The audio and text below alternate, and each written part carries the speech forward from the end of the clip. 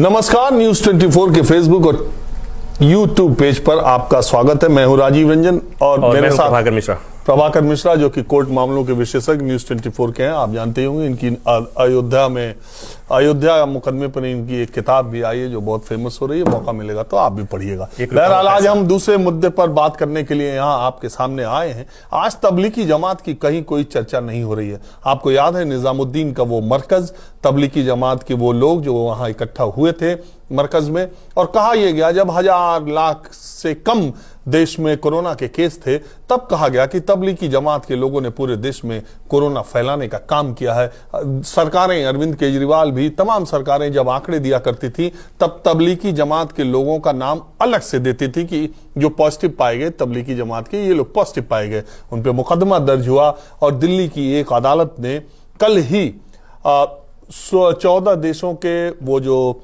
विदेशी तबलीगी जमात के लोग थे जो मरकज में आए थे उन लोगों को बाइज्जत बरी किया। उनको कोर्ट ने कहा कि कोरोना फैलाने का कोई आरोप इन पर सिद्ध नहीं होता है, और वहां निजामुद्दीन थाने के जो एसएचओ हैं उनको लताड़ लगाई। और लेकिन इस खबर की कहीं कोई चर्चा नहीं है। आपने किसी टीवी चैनल पर डिबेट भी नहीं सुनी होगी, और हमने भी जितना देखा उसमें किसी चैनल पर दिखाई नहीं दिया।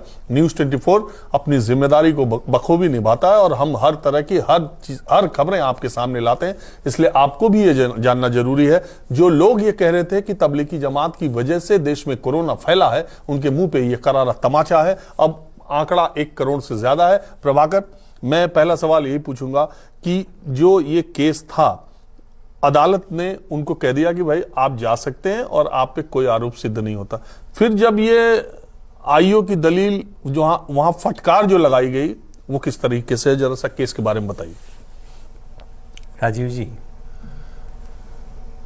एक एक आदमी को याद है, और जो लोग बैठे हुए हैं, स्टूडियो में डिस्कशन नहीं हो रहा था, प्रत्येक हाउस होल्ड में, घर घर में प्रत्येक सदस्य इस बात पर चर्चा कर रहा था कि देश में कोरोना की बीमारी फैली है, महामारी फैली है, तो उसके लिए एकमात्र एक संस्था जिम्मेवार है, वो तबलीगी जमात। और निजामुद्दीन ऐसे लग रहा था कि चाइना से नहीं आया है, वो निजामुद्दीन के उस मरकज से आया है। और अफरा तफरी में आरोप तय किए गए, कोर्ट में चार्जशीट फाइल की गई, अदालत, निचली अदालत में मामला गया। वो जाना चाहते थे विदेश, वो विदेश जाना चाहते थे और उन्हें नहीं जाने दिया गया। कोर्ट में बार बार ये कोई आरोप जब साबित नहीं कर पा रहे थे निचली अदालत में, सुप्रीम कोर्ट तक मामला गया था राजीव जी। सुप्रीम कोर्ट में मामला गया, सुप्रीम कोर्ट ने कहा कि भाई इन्हें आप वापस जाने दीजिए। सरकार को कहना पड़ा, पुलिस को ये कहना पड़ा कि हम वापस तो जाने देंगे लेकिन कुछ औपचारिकताएं हैं। और अब जब निचली अदालत ने एकदम से फटकार लगाई, ये कहा कि भाई न कोई परेड हुआ, न कोई जांच हुई, आपने किस आधार पर इन्हें कह दिया कि 2500 में इतने विदेशी थे। पहली बात। दूसरी बात एक बड़ी रोचक है जो आपने चर्चा भी किया कि जब उस समय आंकड़े आ रहे थे, तो मैं केंद्रीय एजेंसी की बात नहीं कर रहा हूं, मैं दिल्ली पुलिस की बात नहीं कर रहा हूं। जब दिल्ली सरकार आंकड़े जारी कर रही थी तो उसमें से तबलीगी जमात में शामिल लोगों में से कितने लोग कोरोना पॉजिटिव पाए गए थे, उनके लिए अलग से आंकड़े आ रहे थे। और वही नहीं हुआ, देश के अलग अलग कोने में टोपी पहनने वाले मुसलमानों को चिन्हित किया गया और इस तरह के वीडियोज वायरल किए जाते थे कि वो फल में कुछ सलाइवा लगाते हैं, थूक लगाते हैं और पता नहीं किस किस तरह की बातें, और उन्हें इस घटना के नाम पर विलेन साबित करने की कोशिश की गई। और अब नियम तो ये कहता है कि जब कोर्ट ने क्लीन चिट ही नहीं दिया, जब ये कहा कि बेवजह का, फिजूल का ये पूरा प्रोपेगेंडा फैलाया गया था। और एक बात और याद है कि तबलीगी जमात के प्रमुख मोहम्मद साद, उनके लिए लग रहा था कि वो तो ओसामा बिन लादेन से ज्यादा खतरनाक साबित करने की कोशिश की गई थी, और रोज छापे पड़ रहे थे, और एक तरह से लगा कि अब उन्हें पकड़ करके उन्हें टांग दिया जाएगा। और मुझे अचरज होती है देश में ज्यादातर लोगों को मरकज का मतलब नहीं मालूम कि मरकज का मुझसे कई लोगों ने कहा उनको मरकज करने की क्या जरूरत थी। हाँ। अरे मैंने कहा मरकज का मतलब जैसे तुम्हारे धर्मशाला है वैसे उनका मरकज है, वो मरकज में आके रुके हुए थे। दूसरी बात, मैं खुद वहां गया मरकज में, निजामुद्दीन के मरकज में एक बार मैं पहुंच गया था। वहां 4 पुलिस वालों ने मुझे ऐसे घेर लिया कि आप यहां तक कैसे आ गए, जैसे मालूम हो रहा था मैं किसी बॉर्डर तक पहुंच गया। हम आपको वो बात बता रहे हैं, आप याद रखिए, आपको याद होगा कि महीनों तक टीवी पर डिबेट चला, महीनों तक ये बातें चली, और इसके आज सबके मुंह सिले हुए हैं। आज वो ये कोई बताने वाला नहीं है कि उन लोगों को कह दिया गया कि भैया आप पर कोई आरोप सिद्ध नहीं होता है कि आपने कोरोना फैलाया है, आप और ये भी कह दिया, उन लोगों ने कोर्ट में ये दलील, प्रभाकर जी आप सही ज्यादा विस्तार में बताएंगे, उन लोगों की इस दलील को कोर्ट ने मान लिया कि उन्होंने कहा हमें अलग अलग जगहों से उठाया गया है, हम अलग अलग जगह मस्जिदों में या यहां वहां थे लॉकडाउन लगने के बाद, हमको उठाया गया और ये कहा गया कि हम मरकज में थे। एक रोचक बात और बताओ, इलाहाबाद से जुड़े हुए हैं आप, इलाहाबाद विश्वविद्यालय से, इलाहाबाद विश्वविद्यालय के एक प्रोफेसर शाहिद, उनको इसी आधार पर यूनिवर्सिटी ने सो कॉज नोटिस दे दिया कि उनके यहां कोई मरकज के किसी सदस्य, कुछ सदस्यों को उन्होंने हेल्प किया था, उनको आश्रय दिया था। हाँ, राजनीति शास्त्र के प्रोफेसर। और ये इतनी शर्मनाक, एक तरह से कहें ये शर्मनाक स्थिति है। और हम ये कहेंगे कि इसके लिए मैंने जब कहा कि प्रत्येक हाउस होल्ड में इसकी चर्चा हो रही थी, तो उसके लिए जिम्मेवार कौन था?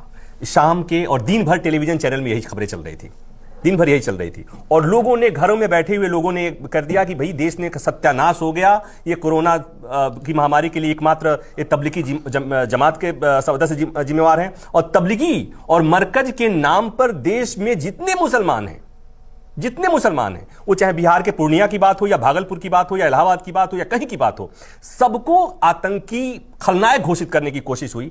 और आज नियम यह कहता है कि जब कोर्ट ने इस तरह की बात कही है तो सब जगह एक चर्चा होती, और कम से कम न्यूज चैनल वालों को तो ये बात खबर दिखानी चाहिए थी कि ये गलती। हमें उम्मीद है, आप जो दर्शक हमको देख रहे होंगे, हमें उम्मीद है, और शायद आप खंगाल भी लीजिएगा सोशल मीडिया प्लेटफॉर्म पर भी या किसी पर भी, न्यूज 24 के अलावा शायद इस मसले पर आपको चर्चा करते कोई पत्रकार और कोई चैनल, कोई प्लेटफॉर्म आपको नहीं मिलेगा। हमारा मकसद इधर उधर की बात करना नहीं है, हम वो रिपोर्ट करते हैं जो सच है। हम अदालत की बात कर रहे हैं, हम अदालत ने जो कहा है, इसीलिए तमाम मुद्दे, तमाम विवाद, तमाम चीजें जब सामने आती है, हम बार बार आपसे ये अपील करते हैं कि जब तक वो कानून तौला न जा सके, जब तक फैसला आ न जाए, जब तक अदालत उस पर फैसला न करे, तब तक आप अपना कोई विचार न बनाया कीजिए। आपको याद होगा कि अयोध्या केस के दौरान हम और प्रभाकर मिश्रा 40 दिनों तक लगातार कार्रवाई को आपके सामने देते रहते थे, दोनों पक्षों की बात जो दलीलें देते थे, उसी को प्रभाकर मिश्रा ने एक किताब में कलमबंद भी किया है।